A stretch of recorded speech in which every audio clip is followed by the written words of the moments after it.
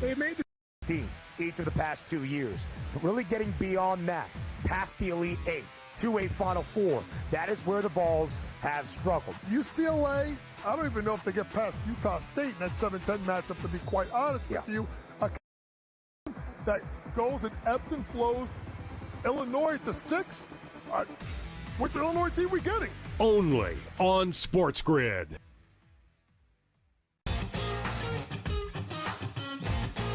Which is a great place to be. Are you in the locker room, like you're giving like the Any Given Sunday Inches Al Pacino speech? Are we there yet? Oh yeah, I think we've been there. We're gonna have a long talk with Rob today about the 99-199 issue from last week. Like I just don't get how he is still employed. We gotta talk to ownership about that one. The Smiley Show, only on SportsGrid. That is also value to be the best player on the best team. To me, it's Shai Gilgeous-Alexander. There is no doubt about it. The Nuggets probably going to finish, second overall in the conference here, and it's not going to get him the MVP. We'll see how it is down the stretch, and I assume this is going to tighten up, but barring a huge drop-off for OKC as a team, not just SGA, you could probably pencil him in for 30 tonight. The Early Line, only on SportsGrid. The game is on. The stakes are high. But the action isn't just on the field. He's rearranging that roof. Get it inside! SportsGrid's in-game live. Your ultimate second screen experience. Just a little flyer, couple of 15.5 point live line. Every prop, every play, every day. Anything can happen. That's complete chaos. It's smarter to be on SportsGrid.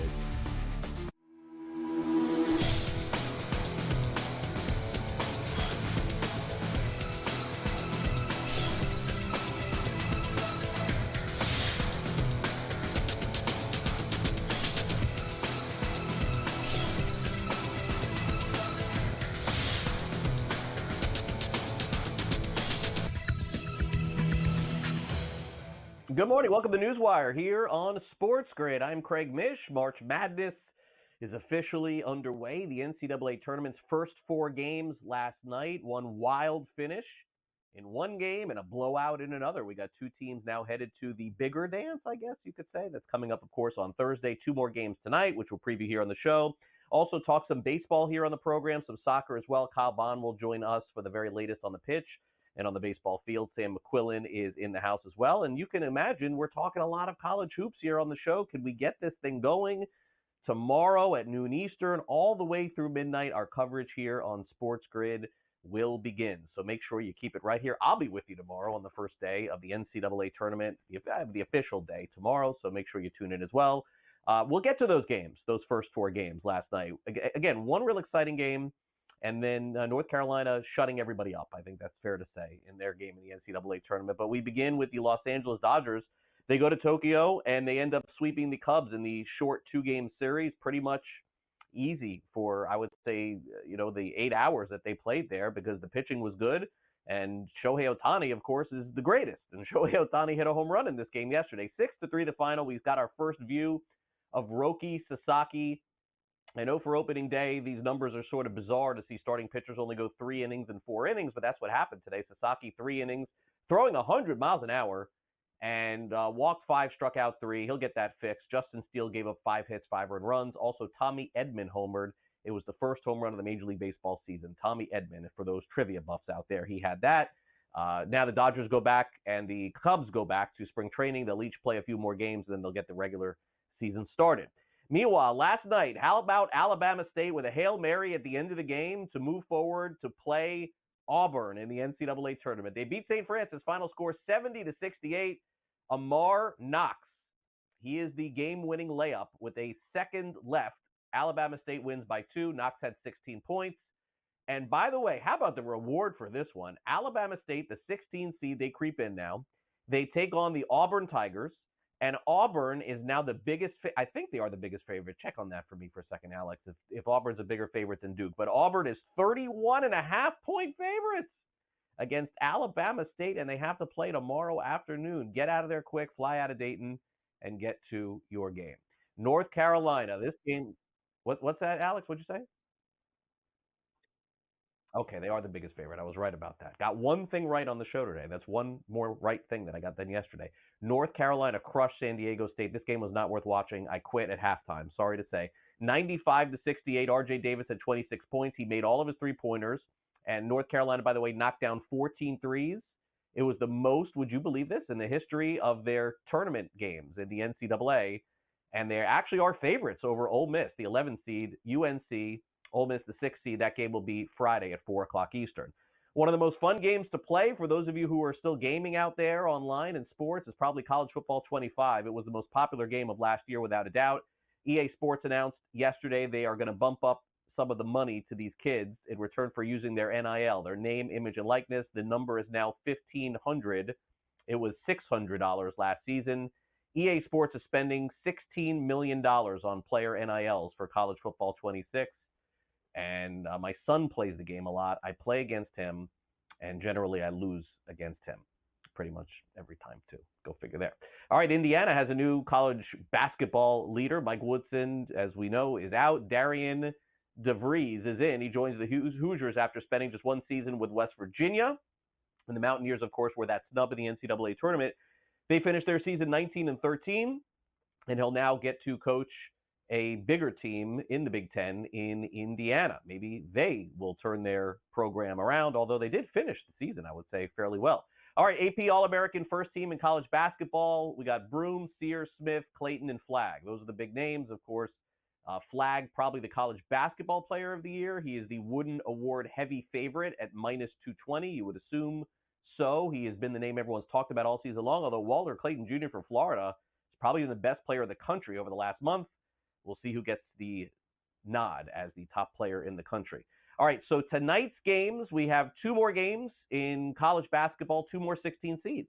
We have American 2.5-point favorites against Mount St. Mary's, who are no stranger to the tournament in the past, 6:40 Eastern in Dayton, and the winner will play number 1 Duke.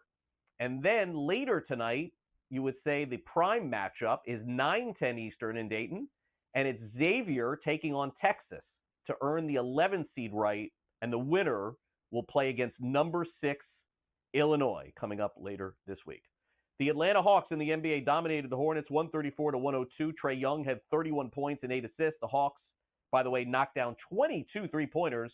They're 5 games behind Detroit for the 6th seed in the East. They're going to make the playoffs, trying to get a better seed if they can. The Celtics beat the Nets 104-96. They didn't even have Jason Tatum and Jaylen Brown, but in this game they did have Baylor Shireman. The rookie had 20 points and 13 in the fourth quarter, which really impressed their head coach, Joe Mazzulla. The thing I really like about him is his toughness. So he's got a high level of toughness too. He's got a chip on his shoulder, you know, kind of like a FU mentality to where he's gonna make it work. And you saw that on some of his box outs, some of his offensive rebounds. So again, you know, the threes were great, but I like the mindset and the toughness that he brought on both ends of the floor. Yeah, I'd agree with that. I think, you know, you kind of have to have that mentality to make it, you know, in this league with a lot of talented players. And, you know, every time I step out on that court, I'm trying to go, you know, 110% and play as hard as I can, regardless of the score or who we're playing, and just try to put my best foot forward every single time. Jimmy Butler continues to roll with the Golden State Warriors. They beat the Bucks 104-93. Jimmy had 24 points, 8 rebounds, and 10 assists. Golden State's currently the 6th seed in the West, plus 750 to win the Western Conference, but it's been all about the trade that has really propelled the Warriors. Just ask their head coach, Steve Kerr. I thought Jimmy's 3-point play at the end of the quarter was a big one, getting fouled and knocking down the 3 free throws. And then, you know, we felt good about that lineup that we put out there to start the fourth. It's been a great lineup for us. They really made a nice push. You know, QP hit the big 3 from the corner. You know, and just there's a good flow with that group and good two-way lineup. So they made a great run, and that we were able to hold them off. I mean, I've been playing in this league for 14 some years now. So I can tell. I know when I need to get my guys involved. I know when somebody has it going. I know when somebody needs to shoot the ball. And I think that's my job out there. Get the ball where it needs to go when I need to score. Be able to do that when I need to get to the free throw line. Be able to do that. get some stops, and whatever the team asks for me to do, that's what I got to do. I think I've got a good feel of that because I've been doing it for a while now. One of the potential playoff teams out west, the Sacramento Kings, are going to have to eke through the rest of the regular season without Domantas Sabonis. He's going to miss 10 days with a right ankle sprain, according to ESPN. The Kings are 3-6 without him. The playoffs in the NBA begin next month. Mecole Hardman has left Kansas City. He signed with Green Bay. It's a one-year contract, and he'll play some wide receiver as well, with Christian Watson still recovering from an ACL. Brandon Graham was retired after 15 seasons with the Philadelphia Eagles. Remember, he had that strip sack of Tom Brady in the Super Bowl that helped Philly win that game, in the Philly special game. Jeff Okudah signs a one-year deal with the Minnesota Vikings, and Garrett Bradbury signs a 2-year deal with the Patriots to play center for them. Also, there are some reports, and again, reports, I want to be clear on this, NFL's Tom Pelissero saying that the Vikings are not interested in Aaron Rodgers, and J.J. McCarthy will be their quarterback to start the season, so that would leave Rodgers' options pretty thin with Pittsburgh, New York, or maybe even retirement. And also Jalen Milroe apparently had a dinner with Steelers head coach Mike Tomlin. Now, again, a dinner doesn't mean the team is going to draft him, but needless to say, they're looking for a quarterback there, and Milroe could fit that bill. All right, coming up next, Kyle Bonn joins us from Sporting News, from baseball, and from soccer.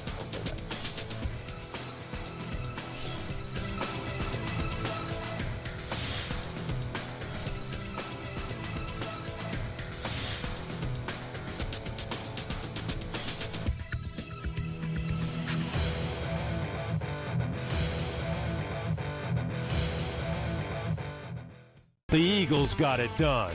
If you back them, you're celebrating. Football season may be over, but the action never stops. Are you ready for some baseball? At SportsGrid, we're always in the game. We bring you 24/7 betting insights, expert picks, and real-time analysis. Next big play is already in motion. Are you ready?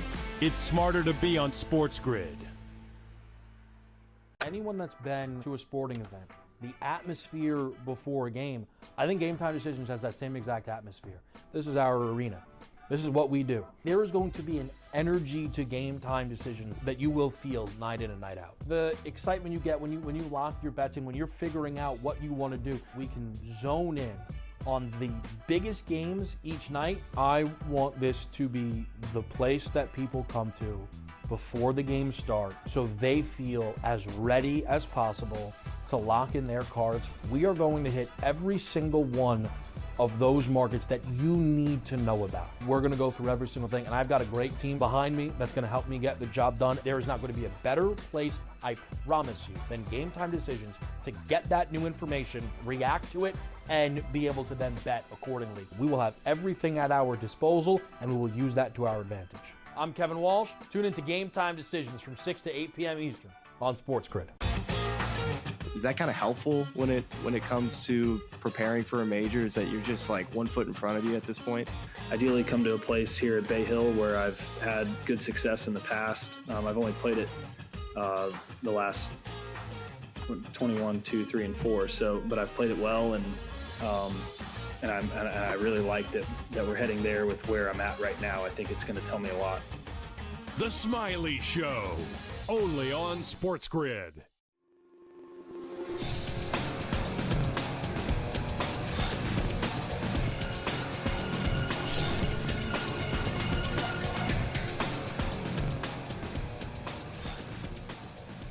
Welcome back to NewsWire here on SportsGrid. We are going to talk soccer with Kyle Bonn. The U.S. men's team is getting ready to hit the pitch tomorrow. We'll have a preview of their game. But first, we figured, hey, Kyle's a big baseball fan, and he and I could chop it up here a little bit as the season gets ready to start. Kyle, great to have you back here on NewsWire. And look, I think growing baseball internationally is great. For the hardcore baseball fan like myself, waking up starting with like the second or third inning is pretty cool to see games going on that really count.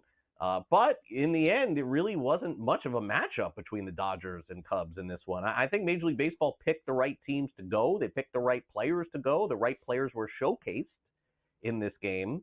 But I got to tell you, the Dodgers just really look like they're a lot better than the Cubs.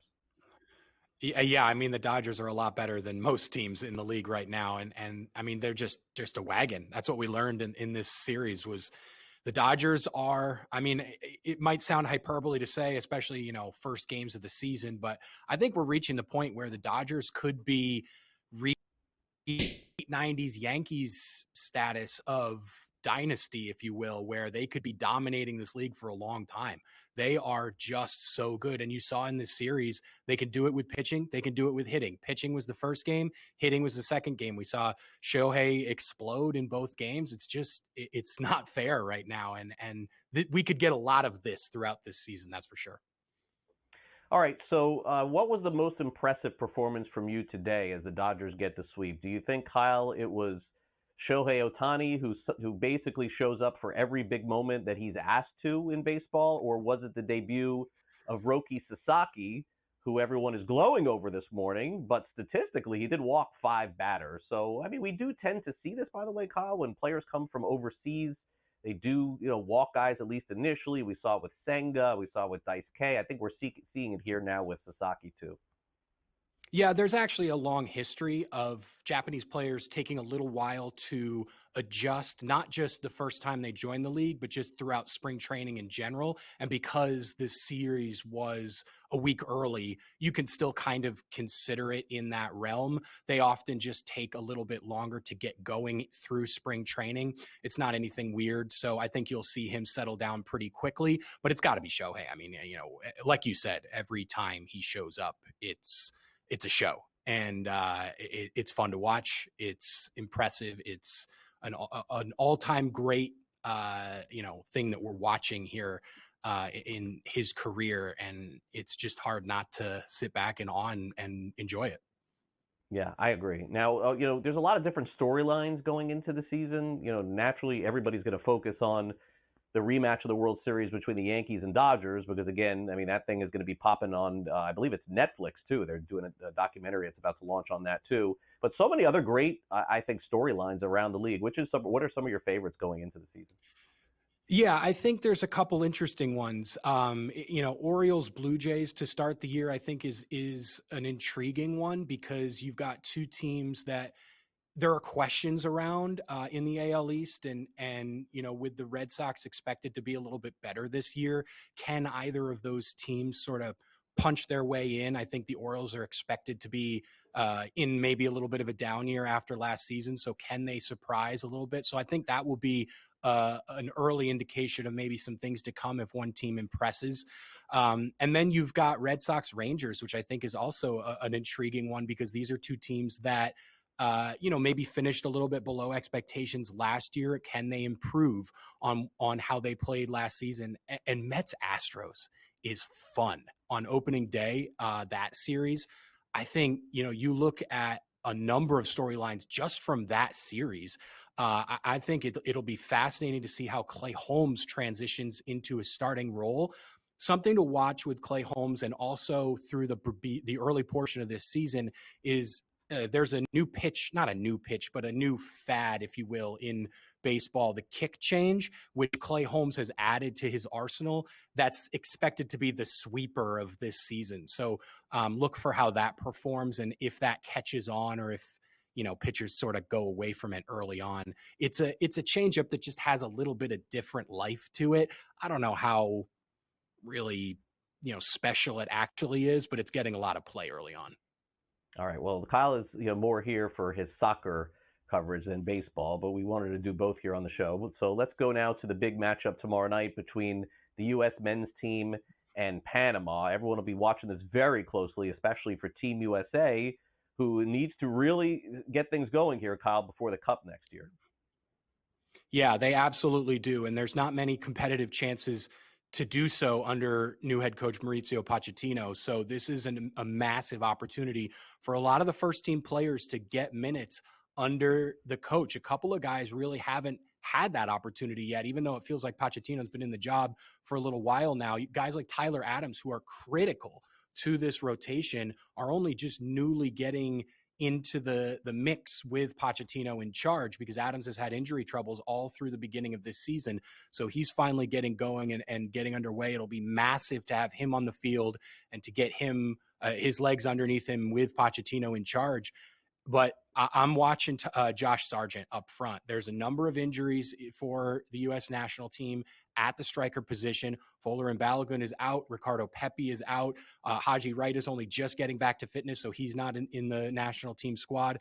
This is the moment for Josh Sargent to get minutes on the field and prove that he can be valuable to the team. He's been awesome for his club for 2 going on 3 years now at Norwich City, but he has not been able to make it happen at the national team level, injuries and other things being a factor. So he's the guy clearly who is going to start for these 2 games. What can he do? You need to see goals and assists from Josh Sargent, or his national team window may be over. Yeah, I agree. And do they have any matches coming up, Kyle, that you would say could be a litmus test for something like that? Yeah, it's these 2 games. Absolutely. You've got Panama in the first one, who basically dealt the killing blow to the U.S. at the Copa America, a really, really damaging defeat there. So they'll be wanting to get revenge. They already beat Panama 2-0 in a friendly, but this is the first competitive match since that loss. And then the next one against either Canada or Mexico, however they play out in this first semifinal, that's going to be the game that will be the real litmus test to see where they're at. Kyle, great stuff as always. Enjoy some of the college basketball and soccer this week. We'll catch up again soon. Thanks again. Thanks, Craig. All right, Kyle Bonn joining us from Sporting News. Coming up, Josh Graham is going to break down all of the games in the NCAA tournament. Be right back.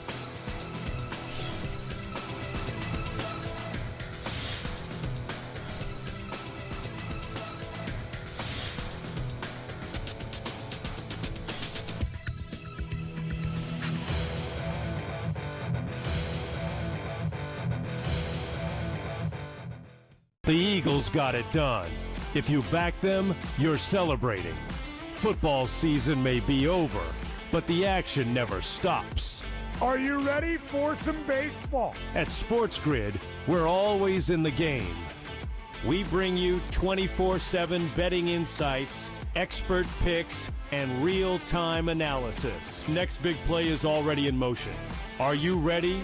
It's smarter to be on SportsGrid. Anyone that's been to a sporting event, the atmosphere before a game, I think Game Time Decisions has that same exact atmosphere. This is our arena. This is what we do. There is going to be an energy to Game Time Decisions that you will feel night in and night out. The excitement you get when you lock your bets in, when you're figuring out what you want to do, we can zone in on the biggest games each night. I want this to be the place that people come to before the games start so they feel as ready as possible to lock in their cards. We are going to hit every single one of those markets that you need to know about. We're going to go through every single thing, and I've got a great team behind me that's going to help me get the job done. There is not going to be a better place, I promise you, than Game Time Decisions to get that new information, react to it, and be able to then bet accordingly. We will have everything at our disposal, and we will use that to our advantage. I'm Kevin Walsh. Tune into Game Time Decisions from 6 to 8 p.m. Eastern on SportsGrid. Is that kind of helpful when it comes to preparing for a major? Is that you're just like 1 foot in front of you at this point? Ideally come to a place here at Bay Hill where I've had good success in the past. I've only played it the last 21, 2, 3, and 4. But I've played it well, and I really like that we're heading there with where I'm at right now. I think it's going to tell me a lot. The Smiley Show, only on SportsGrid.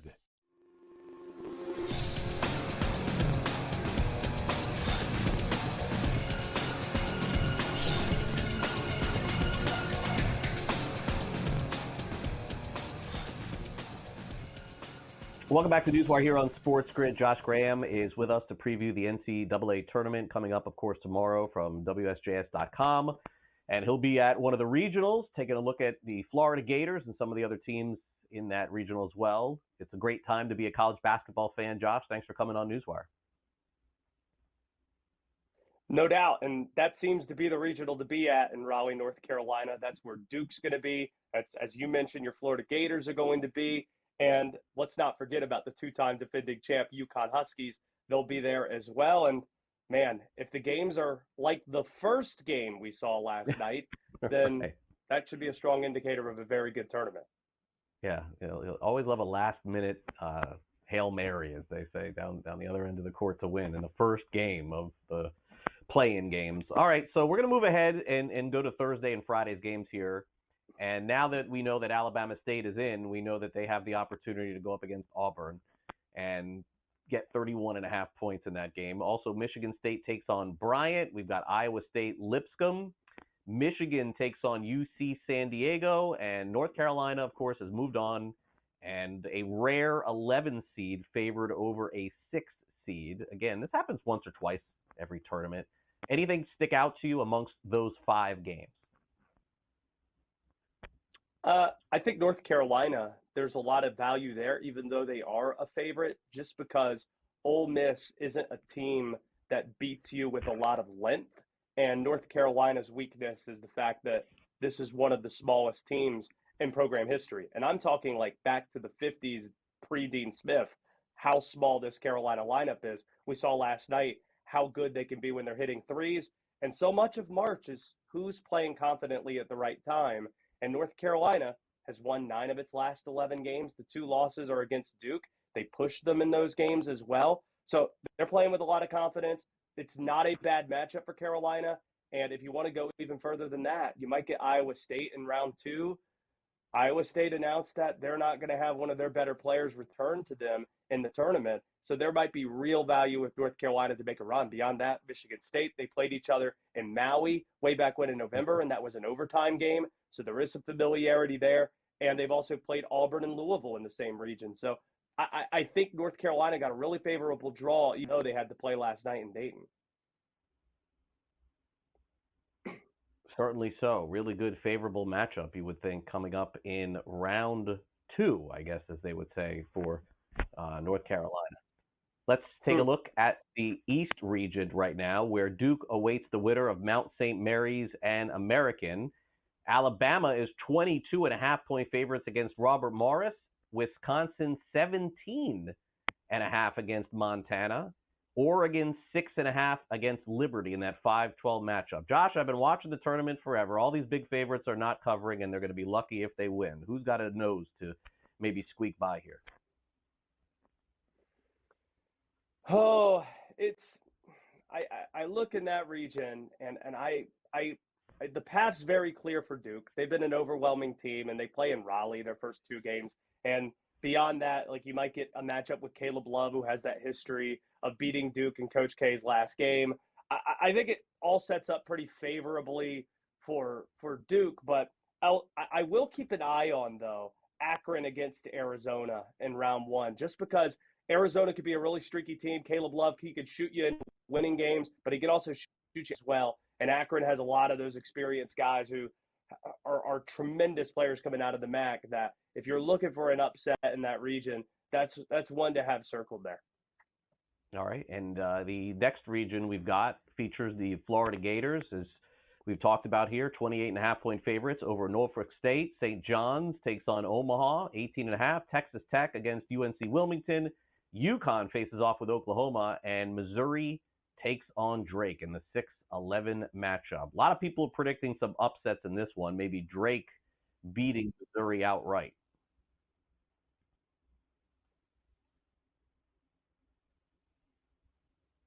Yeah. All right. Those 11-6s are usually key to see what's going to happen. Oh, do you not have me, Craig? Sorry. We got you. Go ahead. Sorry, John. I was just pointing to the fact that you have 3. Oh, I was just pointing to the fact that everybody's going to have eyes on Providence, where you have 3 Naismith Hall of Famers in the same region, with Bill Self facing John Calipari and the winner getting perhaps Rick Pitino, St. John's. I think it might set up well for them in the bottom half of that region. St. John's could get to the Sweet 16 or the. All right, Josh Graham. You got it. Josh, thanks again for coming on the show. We'll take a quick timeout. Coming up on NewsWire, Sam McQuillan joins us. He's in the house. Is Kalshi going to continue with their new partnership with Robinhood? We'll tell you next. Don't go away.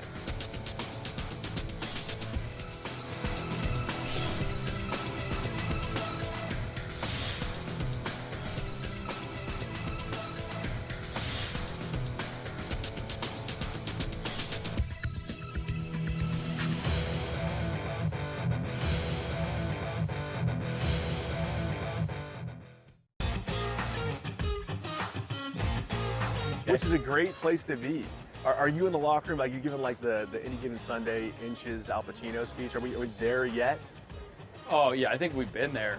We're gonna have a long talk with Rob today about the 99-199 issue from last week. Like I just don't get how he is still employed. We gotta talk to ownership about that one. The Smiley Show, only on SportsGrid. They're also showing a little bit more propensity to take the pull-up jumper, which I think is important for them. Aiden Holloway's been better. Brant Nelson's staying out of foul trouble. Clifford Murray is attacking the offensive boards and being the defensive threat that they need. If Alabama can defend, and they make a run, and they win the SEC tournament, I think they're the fourth number one seed. Betting above the rim, only on SportsGrid. That magical time of the year when everyone suddenly becomes a basketball expert. Highlight watching, mascot picking, bracket stressing. Sound familiar? Skip the guesswork with Bracket Central. Real expert picks, trusted analysis, and zero stress. Because choosing teams by mascot cuteness isn't exactly a winning strategy. Only on SportsGrid. The game is on. The stakes are high. But the action isn't just on the field. He's rearranging that roof. Get it inside! SportsGrid's in-game live. Your ultimate second screen experience. Just a little flyer, couple of 15.5-point live line. Every prop, every play, every day. Anything can happen. That's complete chaos. It's smarter to be on SportsGrid.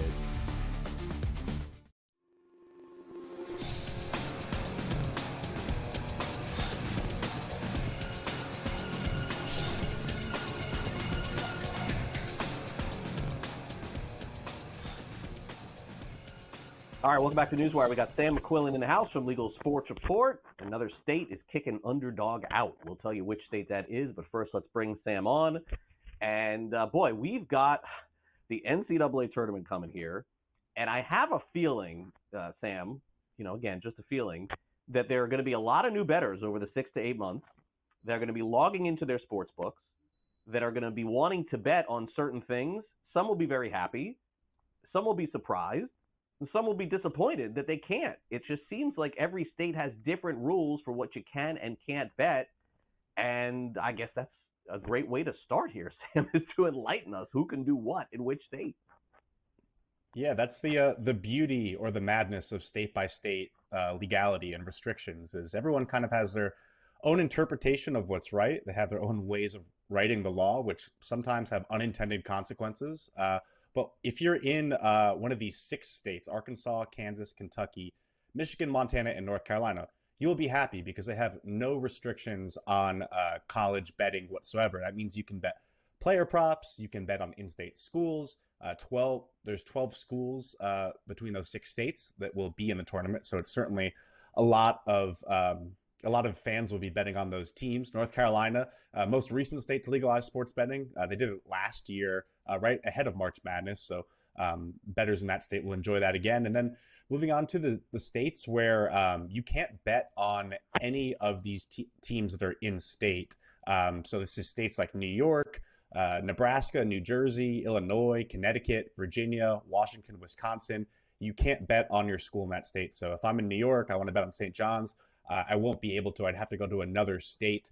Connecticut has kind of this weird exception where you can't bet on a UConn or a Yale to win a game, but you can bet on them to win the national championship. So again, it's because of that state-by-state legality, the wording of things. New Jersey is an interesting one. They don't have any teams in the tournament, but they are hosting the East Regional round. So, for example, if VCW makes it to the final there, if VCU makes it to the final there, you wouldn't be able to bet on them in Virginia or New Jersey. So stuff you have to keep in mind if your school makes it that far. And then a couple of those states don't allow player props at all. New York, Virginia, Washington, Wisconsin, Arizona, Colorado, Florida, Louisiana, Ohio, Rhode Island. You can't bet on college player props, but you can bet on in-state teams in Arizona, Colorado, Florida, Louisiana, Ohio, and Rhode Island. So another kind of distinction there. No player props, but in-state teams. And then you have two states which are complete wild cards in New Mexico and Oregon. New Mexico technically has not legalized sports betting, but you can do it legally through the tribes, which means that every tribe has their own set of rules. Some tribes do allow betting on the teams, some allow player props, it all varies.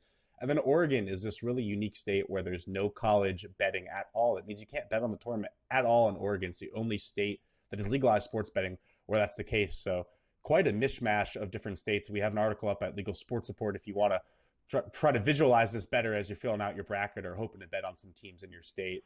But it's going to be a huge tournament. $3 billion is expected to be wagered. But a lot of rules and a lot of sort of variations you got to go through here.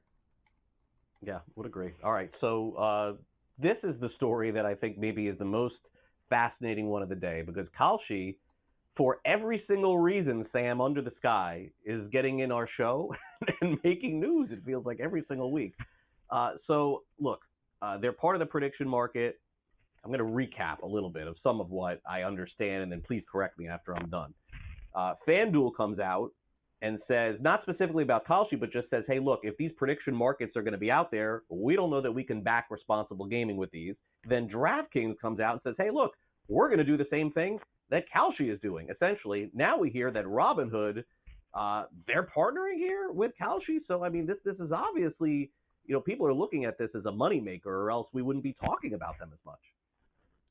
Yes, certainly. I think we have to go back to around December is when Kalshi and other prediction markets, Polymarket, and even Crypto.com, these entities that are not sports betting websites, they essentially allow you to wager on the outcome of an event. So, for instance, you could bet on the election by buying a proposition of whether Trump or Harris would win. Technically, it's not betting. There was a court case that got solved this past year that kind of allowed that to go through and not be regulated as gambling. Once that happened, that kind of opened up the floodgates to what exactly can we offer on these prediction markets. So Kalshi and a couple others had the bright idea to offer betting on the Super Bowl, essentially, where you're not actually gambling, you're just buying a proposition of whether a team will win or not. Sort of the same thing, but a different mechanism. And they're doing it under that different mechanism is because they don't want to adhere to the state-by-state gambling rules. This is legal, or this is available in all 50 states. So Kalshi and Robinhood were then going to partner to offer Super Bowl wagering. That they pulled that back at the CFTC's request. The CFTC essentially said, hey, this is a lot. We don't really know whether we can regulate it. We don't know how to regulate it. We don't know whether to leave this up to the states.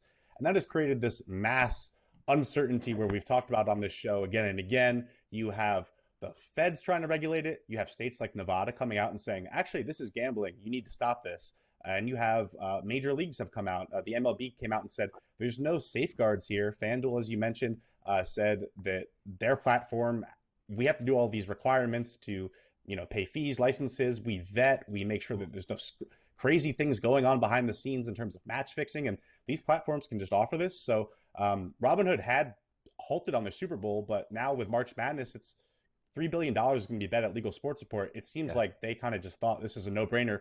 Let's launch it while we can grab the money. And again, you don't have to pay any of the taxes, the fees, anything. So it's a much, much more lucrative business than it is to open up a sports book, even an offshore sports book. There's a roundtable later this month to kind of be the first step in figuring this all out. But it seems like these companies are just going all out and saying, we're going to do it until you tell us we can't. So it'll be really interesting to see how many people use this, because it was very popular on the Super Bowl. And I'd imagine if they make a lot of money doing it, they're not going to want to stop anytime soon. Yeah, I would agree. All right, let's close it out with another one of the fantasy pick'em companies leaving another state. Underdog, extremely popular company, as you know. Sam, not allowed to operate in New York anymore, but I did see that there was a settlement involved here, so you'll have to get us caught up with this. Yeah, this is a unique case, different from the wave of states sending cease and desist letters to Underdog and other fantasy pick'em operator companies, which a lot of states have basically said what you're offering is just player props, and you need to do something to fix that. Underdog and PrizePicks came out and essentially launched a peer-to-peer version where it wasn't player versus house. That satisfied things in a lot of states, but in New York this past week, they determined that what they were offering, is essentially not allowed. Now, Underdog had been operating under a temporary license, so they were there legally, but what the state said is these games were not authorized under the temporary license. So they settled with the state, agreeing to pay $17.5 million, which is based on the revenue they made in the state. It was a good faith agreement. Underdog wants to come back to New York. We'll see how they do that. It seems like their peer-to-peer version will not be allowed, so we'll see if they get creative there. But I think it's a sign that it was really popular in a state like New York, which is the biggest sports betting state and also has legal sports betting options versus these other states that these companies are in, like California and Texas, where they're really the only game in town until someone kicks them out. So Underdog vowing to return and has also launched in New Jersey and Delaware at the same time with their peer-to-peer version. So hoping to expand, hoping to return, but out in New York for the meantime. We'll see when they come back. We'll keep an eye on that.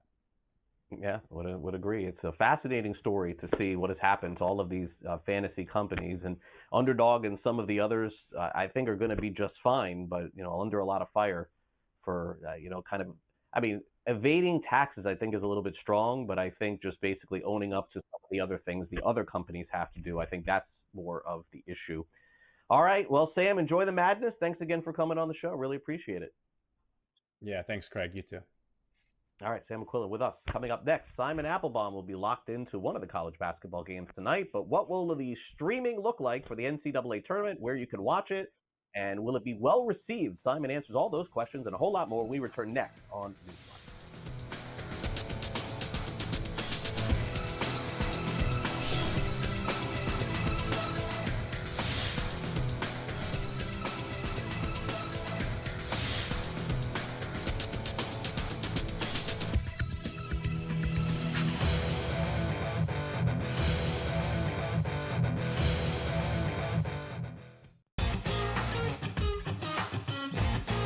Which is a great place to be.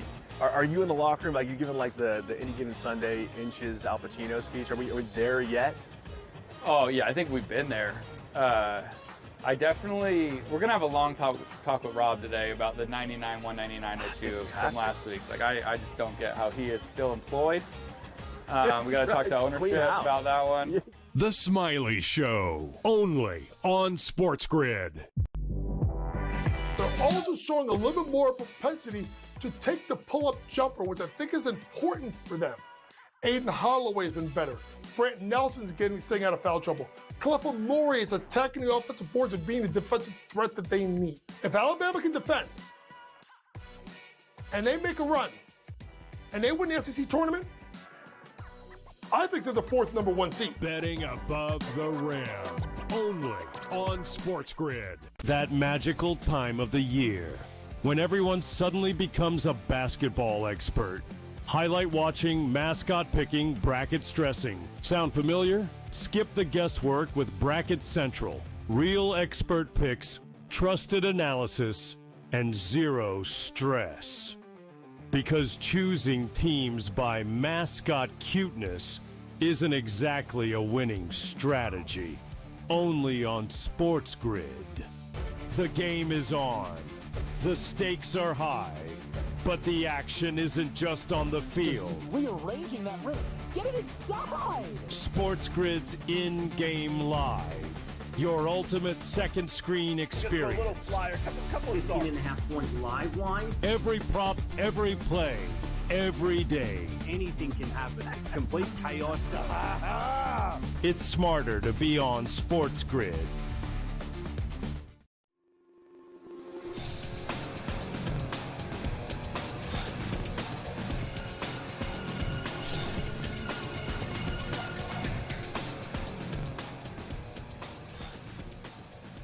All right, welcome back to NewsWire here on SportsGrid as we get ready for the NCAA tournament. Naturally, all of you who are streaming us know exactly how to watch our programming starting at noon tomorrow all the way through midnight when the last game ends. We've got coverage for you throughout the day.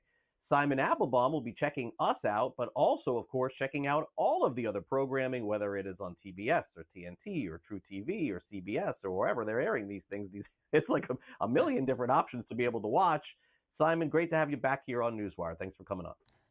It's great to be back, Craig. And first of all, congrats to my alma mater, the American University Eagles. They had an amazing game a week ago on CBS Sports Network. They really beat up Navy. Very, very surprising. 74-52. And Matt Rogers, the center for AU, 26 points. He is now known as Mr. Rogers' Neighborhood, and he is the first AU player I've ever seen who can dunk the ball. He slam dunked the ball 3 times in the course of that game.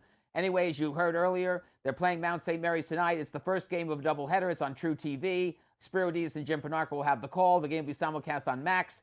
And if they win, which would be AU's first tournament win ever, they go up against Duke Friday afternoon, 2:30 the start time. It will be, I believe, on CBS. And Iron Eagle will have the call, the number 1 team for March Madness this year, accompanied by Bill Raftery and Grant Hill and Tracy Wolfson, the sideline reporter, as she does so well with the NFL. I think that would be gravy for AU. And Mr. Rogers hopefully will have a very good game both tonight and if they win on Friday. It should be a very interesting matchup. And so go Eagles all the way.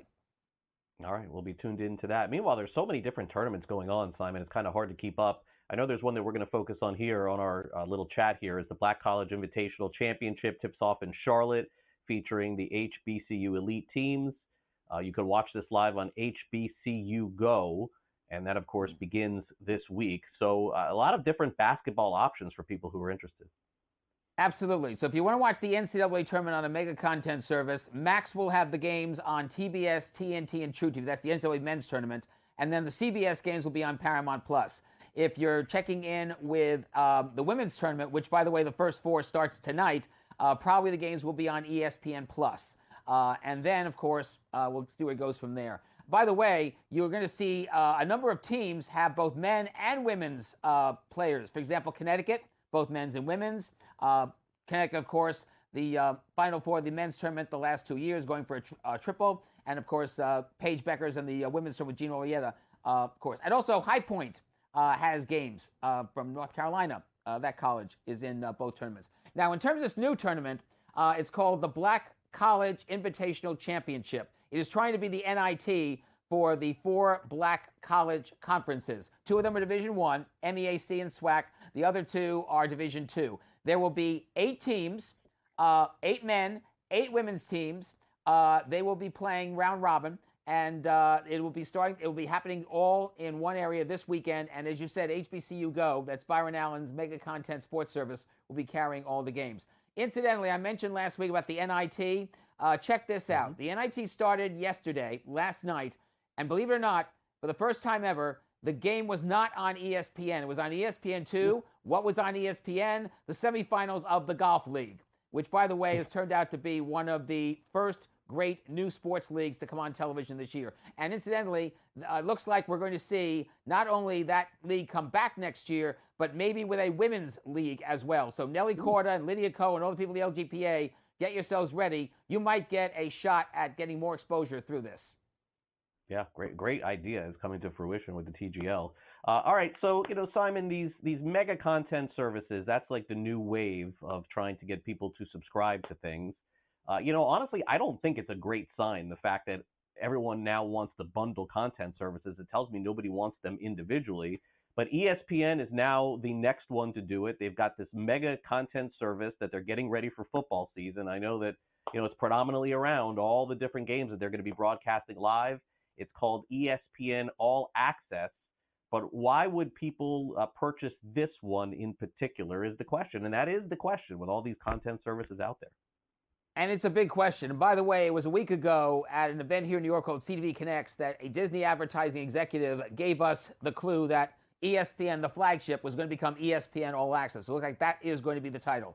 It's going to be a whole mess of things. It's going to be a conglomeration of all the ESPN networks. So content from ESPN, ESPN2, ESPNU, 8 de Ocho, news, etc. It will incorporate ESPN Plus, and it will have a lot of interactive elements. Yes, they are going to do sports betting on the television set. Which format they'll do, we don't know yet. They are going to do interactive fantasy football, and I have it on good authority they're going to be doing some other interactive elements as well, including probably shoppable ads or shoppable content.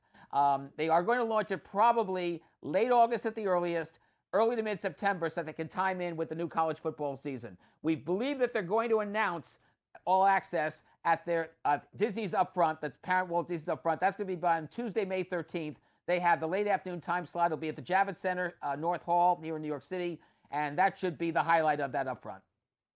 All right, finally, Simon, let's get to the Olympic Games. This is a big winner always for NBC, so I guess I shouldn't be shocked to see the next Olympic Games or the ones coming up in the 30s that they're going to be extending their coverage.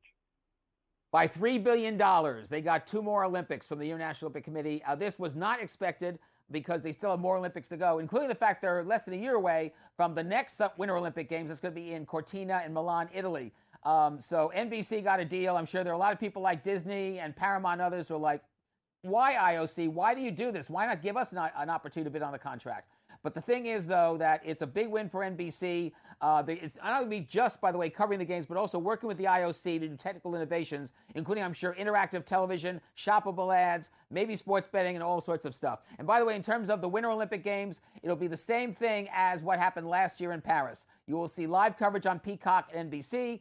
Then NBC in primetime will do a 3-hour highlights recap with special features. And if you want everything live, tape, interactive, shoppable, etc., it'll all be on Peacock, which is now being positioned as the big way to watch the Olympic Games. And Simon, condolences, of course, to you and your family. I know your father passed away over the weekend. Certainly a huge sports enthusiast and lived a very full life, but wanted to pay our condolences to him without a doubt. Thank you very much, Craig. And thanks to everybody, by the way, in the TV world, the sports TV world, who's been Facebooking me and my family with wonderful thoughts and prayers and condolences. It is all deeply appreciated. And that's on behalf of myself and my family. All right, Simon Applebaum, thank you so much. We will catch up again next week. You're welcome. Thanks, Craig. Take care. All the greatest. We'll come back and wrap up the show with some last licks right after this quick time.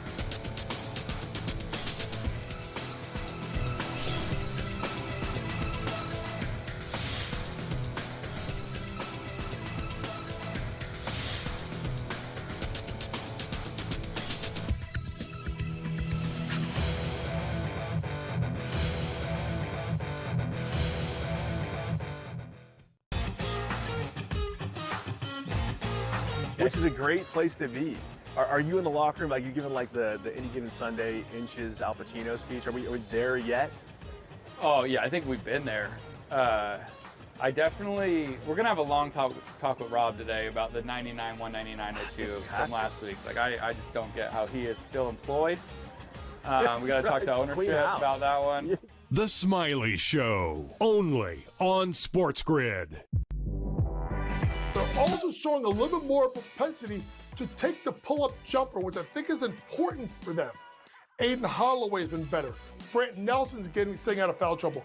Clifford Laurie is attacking the offensive boards and being the defensive threat that they need. If Alabama can defend,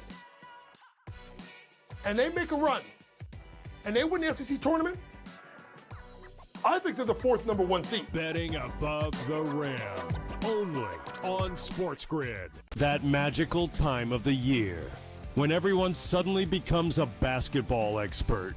Highlight watching, mascot picking, bracket stressing. Sound familiar? Skip the guesswork with Bracket Central. Real expert picks, trusted analysis, and zero stress. Because choosing teams by mascot cuteness isn't exactly a winning strategy. Only on SportsGrid. The game is on. The stakes are high. But the action isn't just on the field. He's rearranging that roof. Get it inside! SportsGrid's in-game live. Your ultimate second screen experience. Just a little flyer, couple of thoughts. 18.5 point live line. Every prop, every play, every day. Anything can happen. That's complete chaos. It's smarter to be on SportsGrid.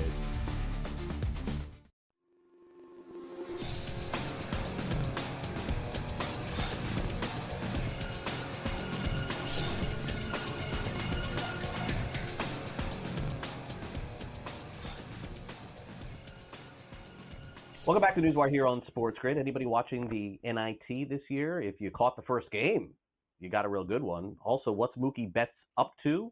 More than just baseball. Time now for some last licks.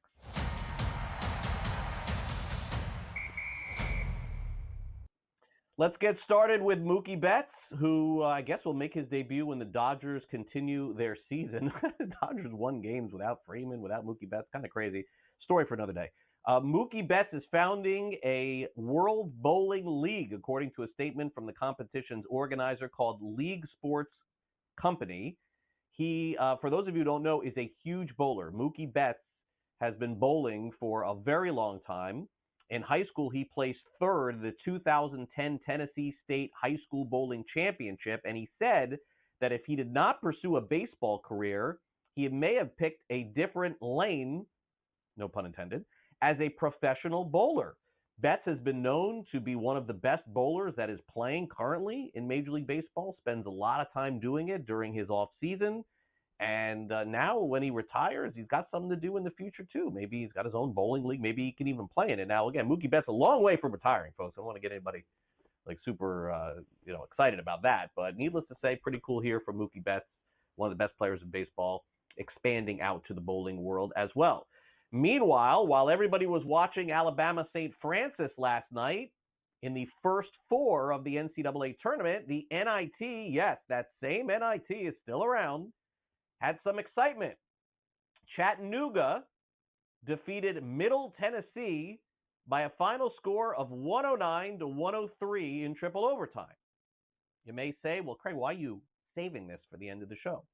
Well, Alex, who's been producing the show all week long, said, I don't know about putting the NIT at the beginning of the show. Maybe we should end with it. And that's a great call because nobody cares. Bash Weiland had 31 points. Hunter Huff, never heard of either of these players, made a long three-pointer with 11 seconds left in triple overtime. They will take on the winner of Dayton and FAU. That's right. My boys in Boca Raton, Florida Atlantic this weekend. I mean, people will be betting on this, I guess, but let's just be honest. I mean, I remember when the NIT was like a pretty exciting tournament to watch, and then it was the CBI, and I don't even know what's going on in those tournaments, but I do know the NCAA tournament.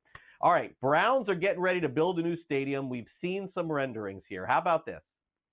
$2 billion, mixed-use development, a mile right outside Cleveland city limits, and they would like to stay in Northeast Ohio. But here's the kicker. Well, this is crazy. How could some fans be upset about this? But they are. I guess we're just upset about everything these days, right? Everybody has a beef. So this new stadium in Cleveland, fans are upset because there's going to be a dome? This is true? Like, have you not seen the weather November, December, and January in Cleveland? But I guess there are some fans that believe that this, like, takes away from the aura of the dog pound and being there and playing in the cold. I guess, but come on, like, wouldn't you much? I mean, I guess because I live in Florida, I just don't get the cold thing. But needless to say, I think that you would embrace this sort of thing. You don't want to have to play in snow, like, why? Because it looks good on TV. That's other than that, you got to be crazy. Put that dome on that thing. Buffalo too. Anywhere there should only be dome stadiums in places where it's super cold. That's it. I guess we do take away some of the history of sports. And probably always going to be a Lambeau Field for that. But I don't get this one, how any fan could be upset that they're warmer watching a sporting event. All right, that'll do it for the show. I'll rant another day. You know who's got some rants coming up? 3 o'clock Eastern? Scott Farrell. He's ready to go, previewing tonight's matchups in college basketball and the NBA. Smiley, of course, is up next. Valspar Championship is the next golf tournament, which he'll discuss. That's in just a few minutes. We got Game Time Decisions, in-game live, game day tonight, and then Sports Rage tonight with Gabe. So make sure you keep it locked right here to SportsGrid the rest of the day. Again, thanks to our director, Luke, and, of course, Alex filling in on the producer's end for Frank. And also don't forget to download the SportsGrid app because this is what you're going to need to watch us this weekend. For those of you who are maybe watching us for the first time, second time, millionth time, if you don't have this app, just take out your phone. It's so easy. Scan that QR code. It's absolutely free. And you can stream us 24/7, and the streaming quality is fantastic. It is the SportsGrid app free in the iOS and Google Play Store. Well, folks, we're here. The madness begins tomorrow at 12 o'clock Eastern. So I guess I'm the pregame show, so to speak. I'll see you tomorrow morning at 11 a.m. Eastern as we get you ready for all of the big games in college basketball. First tip officially noon or around noon, 12:05 Eastern. So make sure you stay locked in for that as well. I'll see you tomorrow for the madness.